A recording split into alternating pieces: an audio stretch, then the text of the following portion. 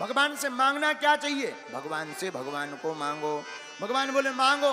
बोले महाराज अब आप मिल गए, क्या चाहिए, लेकिन फिर भी मांगो।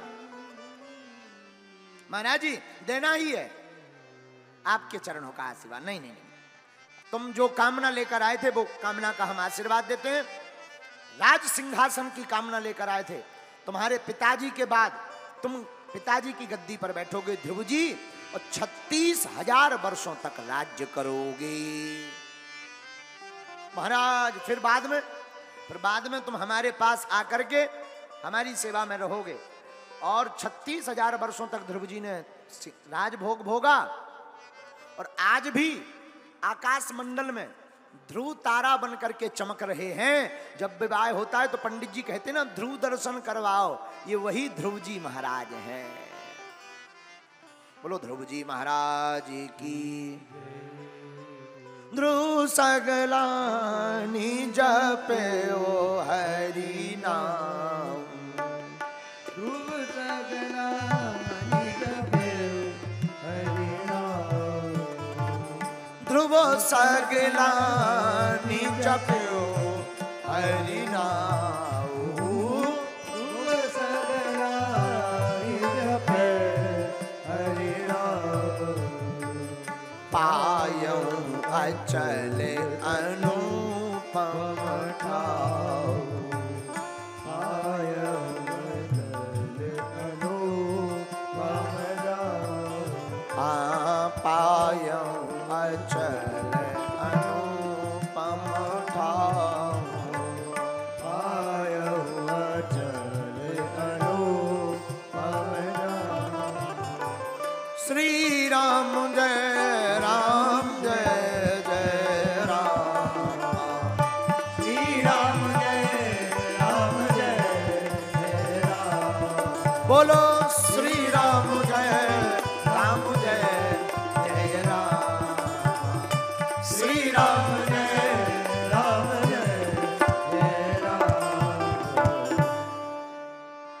ध्रुव जी महाराज ने भगवान का नाम जप करके भगवान को पाया।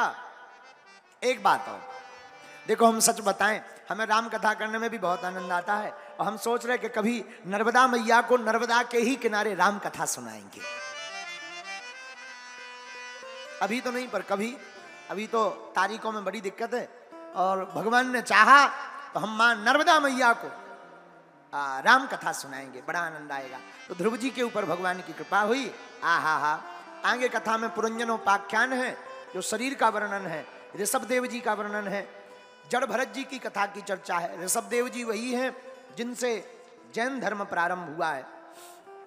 एक बात और, धन्य है हमारा भारत, संतों की भूमि। यहां एक से एक तपस्वी हुए हैं, और इन्हीं संतों के प्रताप के कारण भारत विश्व गुरु कहलाता है। जिन महापुरुष को हम याद करें, तो ये जो मंच बना हुआ है, इनकी देन, हमारे तिवारी जी के ऊपर बड़ी उनकी कृपा। ऐसे परम पूज्य संत श्री देव प्रभाकर शास्त्री श्री दद्दा जी महाराज, आहा क्या कहना। हमारी बुंदेलखंड की विभूति परम पूज्य श्री देव प्रभाकर शास्त्री दद्दा जी महाराज, जिनकी कृपा से समूचे भारत में और मध्य प्रदेश में शंकर जी की तरफ प्रत्येक व्यक्ति मुड़ गया है, और शिवलिंग निर्माण की पद्धति पूरे भारत में स्थापित की है उन्होंने। ऐसे धर्म सम्राट स्वामी करपात्री जी महाराज के कृपा पात्र, उनके गुरु भी कोई साधारण नहीं, धर्म सम्राट स्वामी श्री करपात्री जी महाराज, जो क्या कहना इनकी विद्वत्ता का। उन्होंने ही ये नारा बनाए थे, धर्म की जय हो, अधर्म का नाश हो, प्राणियों में सद्भावना हो, विश्व का कल्याण हो। यह धर्म सम्राट स्वामी करपात्री जी की देन है। लेकिन अब हम भारत के ब्राह्मणों से एक प्रार्थना और करेंगे, भारत के संतों से, कि संतों, धर्म की जय हो, अधर्म का नाश हो, प्राणियों में सद्भावना हो, गौ माता की जय हो, गौ हत्या बंद हो। ये नारे के साथ साथ अब एक और उद्घोष जोड़ने की आवश्यकता है, भारत हिंदू राष्ट्र हो। इसको भी अब बोलने की आवश्यकता है, क्योंकि इसको बोले बिना भारत हिंदू राष्ट्र बन नहीं सकता। इसलिए अब मंदिरों में भी ये अर्जियां लगानी चाहिए, ताकि उद्घोष और आरती के बाद ये घोषणा होवे। तो हमारी मंदिरों के प्रत्येक पुजारियों से प्रार्थना है कि इन घोष, ये जय घोषों के साथ साथ भारत हिंदू राष्ट्र हो, ऐसी जय घोष भी जोड़ी जावे। ऐसे पूज्यपाद संत श्री की कृपा, जैन धर्म के प्रथम प्रवर्तक जैन मुनि आचार्य ऋषभदेव जी महाराज। हा, ये हमारे भागवत में उनकी महिमा आती है। ये सिद्धियों के चक्कर में नहीं पड़े, सिद्धियां इनके सामने आकर के नाचती थी, लेकिन ये सिद्धियों के चक्कर में नहीं पड़े। बोले क्यों? बोले एक कारण है। बोले क्या कारण है? बोले भैया, जो सिद्धियों के चक्कर में पड़ जाता है वो फिर भगवान का भजन नहीं करता है। मान बढ़ाई जब से आई, नाम जब बढ़ता है ना किसी का, पद प्रतिष्ठा बढ़ जाए, मान बढ़ाई जब से आई, लगन राम से छूटी, और स्वामी स्वामी सुनन लागे, सो किस्मत उनकी फूटी। हाँ, नाम बढ़ता है तो स्वामी जी, अरे स्वामी जी, अरे गुरु जी, अरे महाराज जी, और जहां स्वामी स्वामी सुनने लगे सोई किस्मत फूट जात। हमारे गुरु जी बहुत अच्छी बात कहते थे, दादा गुरु जी क्या कहते थे? बेटा, जितना नाम बढ़े उतना भगवान का भजन बढ़ा देना चाहिए। जितना यश बढ़े, जितना पद बड़ा हो जाए, जितना कद बड़ा हो जाए, मद से कद और पद मद लाता है, और मद से बचना है तो नाम की माला ज्यादा जपनी चाहिए। है? कद और पद मद लाता है। जिसका ज्यादा कद हो जाए, बड़ा पद हो जाए, मद आ ही जाता है। ऐसा जग में कोई नहीं है जिसको पदाभिमान ना हो। ऐसे संसार में केवल एक ही है, श्री हनुमान जी महाराज, जिन्हें पद का अभिमान नहीं है। और जो भगवान का भक्त होता है उसे अभिमान नहीं, उसे तो अपने पद पर और भगवान की कृपा पर स्वाभिमान होता है। अभिमान नहीं होता, स्वाभिमान। पर जो छोटी लेवल के होते हैं, छोटी सोच के, उन्हें स्वाभिमान नहीं होता, उन्हें अभिमान होता। कई बार तो हम ऐसे देख लेते हैं, तुम्हारी दौलत बता, तुम्हारी शोहरत बता रही है, तुम्हारी दौलत नई नई है, ऐसे उड़ने लगते हैं कि राम ही बचाएं, जय बजरंग बली। नीचे देखते ही नहीं, लगे ऊपर ही ऊपर चल रहा है। हम भी कह देते हैं उड़ लो, कितने दिन उड़ोगे, जब पंख कटेंगे तो गिर जाएगा तोता रण में। बोलो सीताराम, जोर से बोलो। तो सिद्धियों को स्वीकार नहीं किया। एक बात और, वर्तमान में कोई कुछ भी कहे, परंतु हम जैन धर्म के आचार्यों की तपस्या के समर्थक हैं। धन्य है जैन धर्म के आचार्य, उनका कठोर व्रत, उनका कठोर तप, उनकी वो साधना, क्या कहना। इस देश में अद्भुत बात है। तो जैन धर्म के प्रथम प्रवर्तक भागवत के श्री ऋषभदेव जी महाराज, उनके ही पुत्र भरत हुए। भरत राम जी वाले नहीं, ये दूसरे भरत हैं। इन्हीं भरत के नाम से हमारे देश का नाम भारत पड़ा है। ये ऋषभ नंदन श्री भरत जी महाराज हैं। आहा, अपने पुत्र को राजपाट देकर के ऋषभदेव जी भगवान का भजन करने गए। ऋषभदेव जी भगवान का भजन करने गए तो कई दिनों बाद भरत जी ने भी अपने बड़े पुत्र सुमति को राजपाट दिया और आप भी भगवान का भजन करने चले गए। लेकिन एक गड़बड़ हो गई यहां पर। बोले क्या? एक मृगा के संग ते भरत धरी मृग देह, और तुलसी उनकी कौन गति, जो घर घर करत स्नेह। तुलसीदास जी कहते हैं, एक मृगा के संग के कारण भरत जी को मृगा बनना पड़ा। तो तुलसी बाबा कहते हैं, भैया उनकी क्या दुर्गति होगी जो घर घर प्यार करत फिर रहे हैं। उनका क्या होगा, उनकी कौन सी दुर्गति होगी। बोले कैसे?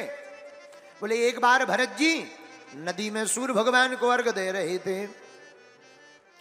भगवान सूर्य को अर्घ देते हुए खड़े थे, लेकिन उसी समय आदिदेव नमस्तुभ्यम प्रसीदम मम भास्करः, हाथ में जल लेकर के भगवान सूर्य का उच्चारण, आदिदेव नमस्तुभ्यम प्रसीदम मम भास्करः दिवाकरम नमस्तुभ्यम प्रभाकर नमोस्तुते। ए ही सूर्य, हे सूर्यदेव भगवान, इतना कह ही रहे थे तब तक एक सिंह ने गर्जना की, जोर से गर्जना को सुना तो भरत जी ने का ध्यान भी वहां गया, लेकिन बगल में एक हिरनी पानी पी रही थी और वह हिरनी गर्भवती थी। सिंह की गर्जना सुनकर वह प्राण बचाने के लिए नदी में छलांग, नदी के पार करने के लिए छलांग लगाती है। उसने छलांग लगाई, हुआ क्या, छलांग लगाते ही बीच नदी में गर्भपात हो गया और हिरनी उस पार जाकर के मर गई। नन्हा सा हिरनी का बच्चा जल में कूद गया, गिर गया। भरत जी ने सोचा अगर हमने प्राण नहीं बचाए तो ये बेचारा मर जाएगा। तुरंत सूर्य भगवान को प्रणाम करके हिरनी के शावक को गोद में लिया और आश्रम पर ले आए। अब तो भरत जी उसके साथ खेलने लगे, उनको खिलाने लगे हिरनी के शावक को। धीरे धीरे वो बड़ा होने लगा, बड़ा हुआ, अब तो उछल कूद करने लगा भैया। अब तो इन्हें भी बड़ा अच्छा लगने लगा। नन्हा सा बच्चा आश्रम में आ गया, उछल कूद करता। कई बार ये भजन करने बैठे तो वो जीभ से चाटने आ जाता, सोई ये डांट देते, हट हट जा। और जहां जोर से कहते सोई बेचारा सामने जाके दुबक के बैठ जाता, आंखें मिलकाता हुआ। सोई भरत जी को बड़ी दया लगती, अरे राम राम राम, कितनो प्यार हो, प्रेम हो गया। लेकिन एक दिन गड़बड़ हो गई। क्या? सजातीय पशुओं के साथ वन में एक दिन वह हिरनी का शावक भाग गया। भरत जी ढूंढने निकले, पूरे वन में ढूंढा, पर कहीं पर भी वो हिरनी का शावक नहीं मिला। रोते रहे, झरझर आंसू बहते रहे। रोते रोते अंततो गत्वा भरत जी ने प्राण त्याग दिए, मर गए। और शास्त्र कहते हैं भैया, अंते यामति सा गति, अंत में आप जिसका चिंतन करते करते मरोगे, आपका दूसरा जन्म वही होगा। अब हमको तो बड़ी चिंता है, इस देश में आजकल गौ माता की जगह कुत्ता पाले जाते हैं। हमको चिंता ये है कि आजकल कुत्तों को बेडों पर ले जाते हैं। और चिंता ये है कि शायद किसी दिन कुत्ता का चिंतन करते करते कोई मर गया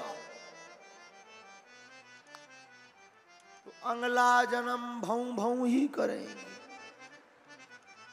और कोई उपाय भी नहीं है। पहले के जमाने में घर के बाहर लिखा जाता था शुभ लाभ, अतिथि देवो भवा, लक्ष्मी जी सदा सहाय करें। फिर थोड़ा मॉडर्न और आया, सो चौपाई लिखने लगे, यहाँ से निकले जो नर नारी सबको सीता राम हमारी। फिर और समय बदला, फिर लोग लिखने लगे बैल कम, आओ तो बैल कम, ना आओ तो भीड़ कम। लोग लिखने लगे बैल कम, फिर और समय बदला, बैल कम भी गायब। अब ऐसा समय आ गया है, अब तो बड़ा सा बोर्ड टांग देते हैं और लिख देते हैं कुत्तों से सावधान।